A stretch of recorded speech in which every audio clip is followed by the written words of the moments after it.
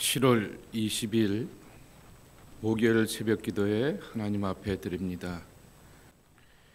여호와께로부터 예레미야에게 말씀이 임하니라. 이르시되 너는 여호와의 집문에 서서 이 말을 선포하여 이르기를 여호와께 예배하러 이 문으로 들어가는 유다 사람들아, 여호와의 말씀을 들으라. 만군의 여호와 이스라엘의 하나님께서 이와 같이 말씀하시되 너희 길과 행위를 바르게 하라. 그리하면 내가 너희로 이곳에 살게 하리라. 너희는 이것이 여호와의 성전이라, 여호와의 성전이라, 여호와의 성전이라 하는 거짓말을 믿지 말라. 너희가 만일 길과 행위를 참으로 바르게 하여 이웃들 사이에 정의를 행하며 이방인과 고아와 과부를 압제하지 아니하며 무죄한 자의 피를 이곳에서 흘리지 아니하며 다른 신들 뒤를 따라 화를 자초하지 아니하면 내가 너희를 이곳에 살게 하리니 곧 너희 조상에게 영원 무궁토록 준 땅이니라. 보라, 너희가 무익한 거짓말을 의존하는도다. 너희가 도둑질하며 살인하며 간음하며 거짓 맹세하며 바알에 분향하며 너희가 알지 못하는 다른 신들을 따르면서 내 이름으로 일컬음을 받는 이 집에 들어와서 내 앞에 서서 말하기를 우리가 구원을 얻었나이다 하느냐. 이는 이 모든 가증한 일을 행하려 함이로다. 내 이름으로 일컫음을 받는 이 집이 너희 눈에는 도둑의 소굴로 보이느냐. 보라, 나 곧 내가 그것을 보았노라. 여호와의 말씀이니라. 너희는 내가 처음으로 내 이름을 둔 소 실로에 가서 내 백성 이스라엘의 악에 대하여 내가 어떻게 행하였는지를 보라. 여호와의 말씀이니라. 이제 너희가 그 모든 일을 행하였으므로 내가 너희에게 말하되 새벽부터 부지런히 말하여도 듣지 아니하였고 너희를 불러도 대답하지 아니하였느니라. 그러므로 내가 실로의 행함 같이 너희가 신뢰하는 바 내 이름으로 일컬음을 받는 이 집 곧 너희와 너희 조상들에게 준 이곳에 행하겠고 함께 읽겠습니다. 내가 너희 모든 형제 곧 에브라임 온 자손을 쫓아낸 것 같이 내 앞에서 너희를 쫓아내리라 하셨다 할지니라. 아멘. 예레미야서 7장의 말씀을 보게 되면은 성전을 찾는 사람들 앞에 성전이 무용하다라고 말하게 됩니다. 그것은 성전에 무용이 있기 때문이 아니라 성전에 찾아오는 사람들의 진실함과 신실함이 없기 때문인 것입니다. 쉽게 우리식으로 표현한다고 하면은 예배당 출입구 앞에서 안내위원들이 서 있어서 이렇게 안내를 하고 있는데 누군가가 나타나게 되어서 예배당으로 들어가는 사람들을 향하여서 말하기를 이 성전은 진짜가 아닙니다. 여러분, 예물을 드리고 제사를 드리고 예배를 드려도 쓸모가 없습니다. 헛것입니다. 거짓입니다. 라고 말한다고 하면은 얼마나 당황스럽겠습니까? 앞에 서 있는 사람과 그리고 또한 그 성전을 향하여서 예배당을 향하여서 들어가는 사람을 향하여서 누군가가 그렇게 말하고 주일날 예배 시간에 그렇게 말한다고 하면은 참으로 당황스럽고 큰 혼돈이 나타나게 될 것입니다. 근데 그 말을 한 사람이 바로 예레미야입니다. 그리고 자기 기분과 자기 감정에 얽혀서 그러한 선언을 한 것이 아니라 하나님께서 말하라고 말씀하시니 하나님의 명령에 따라서 이 성전에 들어가도 다 쓸모없다. 4절 말씀에 보게 되면은 이것이 여호와의 성전이라, 여호와의 성전이라, 여호와의 성전이라는 거짓말을 믿지 마십시오라고 하면서 여기는 하나님의 집이 아닙니다 라고 하며 그렇게 예언을 하게 되었던 예레미야인 것입니다. 하나님이 왜 이런 강한 예언의 말씀을 예레미야에게 명령하시고 행동하게 하라 하셨을까? 3절과 5절에 그 답이 나와 있습니다. 만군의 여호와 이스라엘 하나님께서 이와 같이 말씀하시되 너희 길과 행위를 바르게 하라. 그리하면 내가 너희로 이곳에 살게 하리라.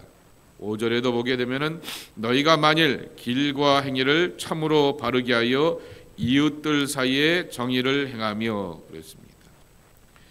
길과 행위를 바르게 하라.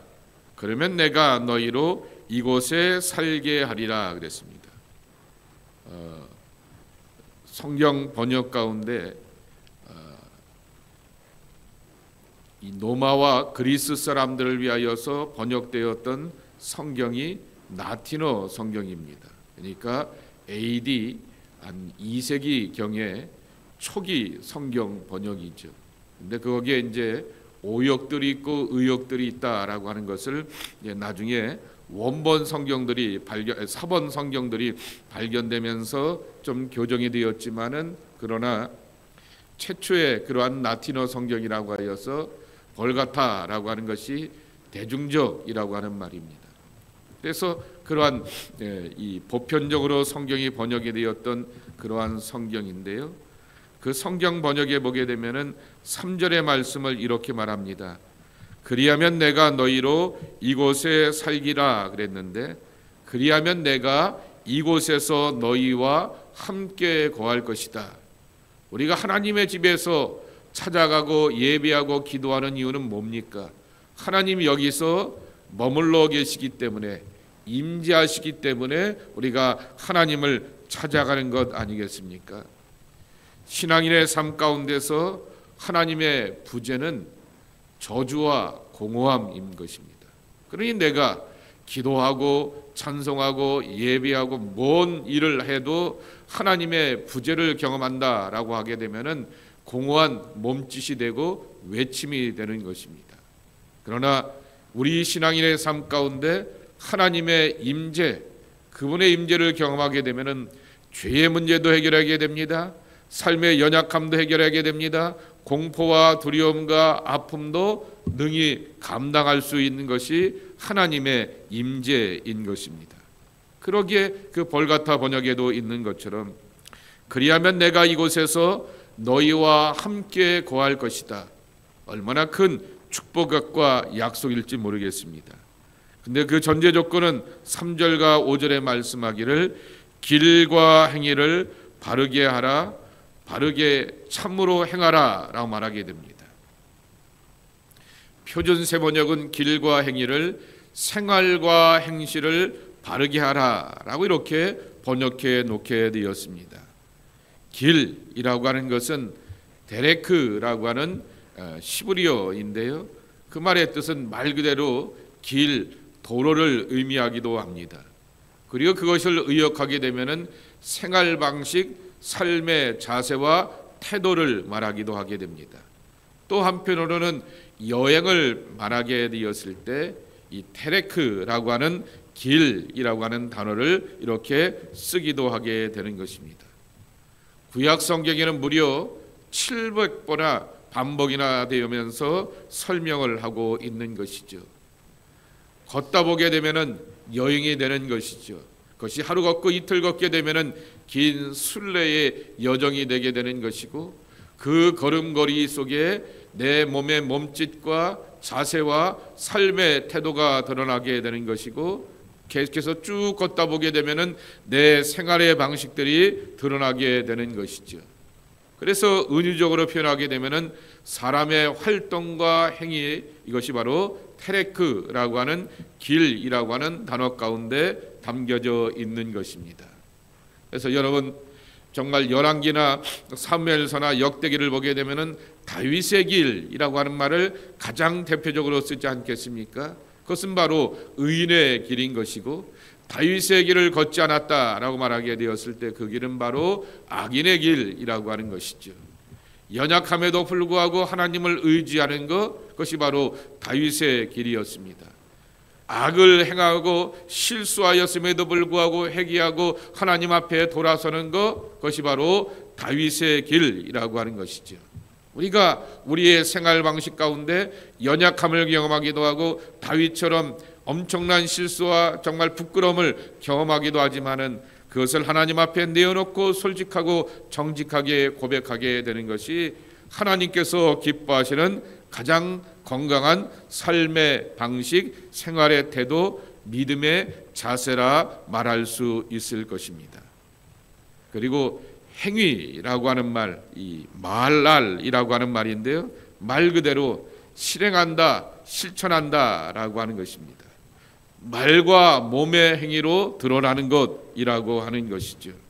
이것이 바로 하나님 앞에서 바른 모습이 되게 되었을 때 3절과 5절 말씀에도 있듯이 바로 우리의 제사와 예배가 하나님 앞에 거짓됨이 없이 진실함으로 하나님을 만나는 경험과 은총을 누리게 된다라고 하는 것입니다. 여기 8절서부터 11절 말씀을 쭉 보시게 되면은 바로 실적인 삶 가운데서 하나님의 임재가 없이 살아가며 제사하고 예배를 드리는 것에 대하여서 이렇게 말씀하십니다. 근데 여러분 11절 말씀을 들어보게 되면은 어디서 누군가가 하셨던 말씀인 것을 기억나게 될 것입니다. 내 이름으로 일컬음을 받는 이 집이 너희 눈에는 도둑의 소굴로 보이느냐? 보라, 나 곧 내가 그것을 보았노라. 여호와의 말씀이니라 그랬습니다. 누가 하셨던 말 같죠? 예수님이 하셨던 말씀일 것입니다. 요한복음에는 예수님의 공생의 사역의 초기 가운데서 성전을 정하였다라고 기록하고 있습니다. 그리고 나머지 공간복음서에 보게 되면은 예수님의 그 사역 마지막에 예루살렘에 올라가셔서 정말 보내시게 되었던 6월절에 제물이 되기 전 일주일 사이에 있게 되었던 그 마지막 사역 가운데서 예루살렘 성전을 정하하셨던 것을 말씀하여 주고 있습니다. 너희가 내 집을, 내 아버지의 집을 강도의 소굴로 만드는도다 라고 말씀하여 주시면서 내 아버지의 집은 만민이 기도하는 집이다 라고 말씀하여 주셨습니다. 강도의 소굴이라고 말하게 되었는데 여기 11절에는 이 집을 도둑의 소굴로 만들었다라고 말씀하게 되는 것입니다. 그러며 한 장소를 말하게 되죠. 12절에도 나오게 되고 반복하여 나오게 되는 실로라고 하는 도시입니다.